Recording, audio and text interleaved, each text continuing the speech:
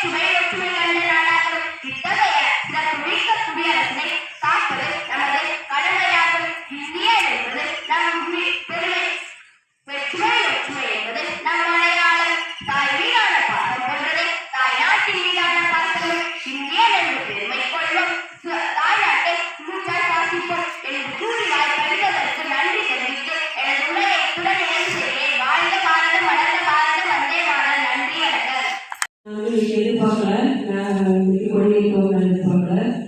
என்ன அப்படின்னா, நம்முடைய பள்ளியில் நிறைய நிகழ்ச்சிகள், கல்வி ஆசிரியர் சார்பாக நிறைய நிகழ்ச்சிகள் கூட தேசிய வாக்காளர் தினம் சப் கலெக்டர் நமக்கு நடத்தி கொடுத்தாங்க. பெரிய நிகழ்ச்சி நடத்துவது அந்த இந்த தருணத்தில் நமக்கு பல பன்முக தன்மை கொண்டவர்களாக நிறைய பேர் கூட்டிகிட்டு வந்து கல்வி ஆசிரியர் அவர்கள் நம்ம போது தான் இந்த வாய்ப்பாக இருக்கலாம். கிடைக்கவே கிடைக்காது. இப்படி மைக் பிடிச்சி பேசுறதே எங்களுக்கு இன்னுமே கை காலம் நடக்குது. ஆனால் நீங்கள் மைக்கை பிடிச்சி நல்லா அழகாக அருமையாக பேசுறீங்க. அதுக்கு நிறைய முயற்சிகள் கல்வி ஆசிரியர்கள் எங்களை ஊக்கப்படுத்துகிறாங்க. இந்த நேரத்தில் கல்வி ஆசிரியர்களுக்கு நன்றி தெரிவித்துக் கொண்டு, இந்த குடியரசு தினம் அப்படிங்கிறத நம்ம சாதாரண தீபாவளி, பொங்கல் அதெல்லாம் ரொம்ப கிராண்டாக கொண்டாடுறோம் இல்லையா? அதெல்லாம் நல்லா தீபாவளிக்கு புதுமொழி எடுக்கிறோம், பொங்கலுக்கு அனைத்து உண்மையாலும் எங்களுக்கெல்லாம் வருஷத்தில் ஒரு நாள் எப்பயாவது தான் துணிமணி கிடைக்கும். புது துணிமணி எப்பயாவது ஒரு நாள் தான் போடுவோம். வருஷத்தில் தீபாவளி தான் போடுவோம், பொங்கல் தான் போடுவோம்.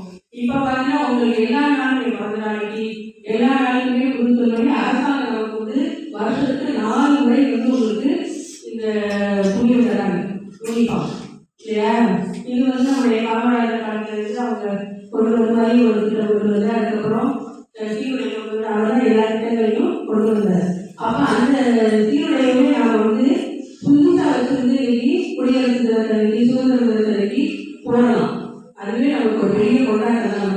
இந்த குடியரசு தினம், சுதந்திர தினம்ன்றத நம்ம ஒரு சாதாரண ஒரு கடமையாக நினைச்சு செய்யாம நமக்கு அந்த உணர்வு வரணும், நாட்டோட உணர்வு நமக்கு வரணும்.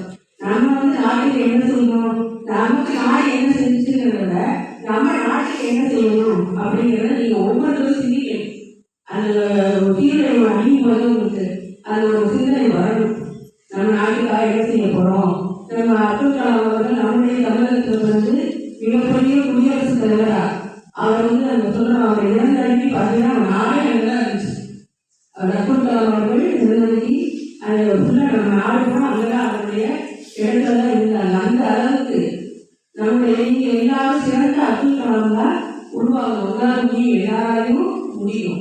நம்முடைய கலைஞர் சொல்லுவாரு, கலைஞர் கருணாநிதி அவர்கள் சொல்லுவாங்க, நான் என்று சொல்லும் பொழுது நம்முடைய உதடுகள் என்ன செய்யாது, ஒட்ட நாம் அப்படின்னு சொன்னாதான் நம்முடைய உதடுகள் ஒட்டும்.